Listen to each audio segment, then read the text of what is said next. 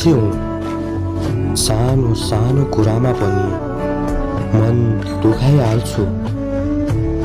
ती कसैले बोलेका वचनले अनि गरेका व्यवहारदेखि खै किन हो हजारौंको भिड पनि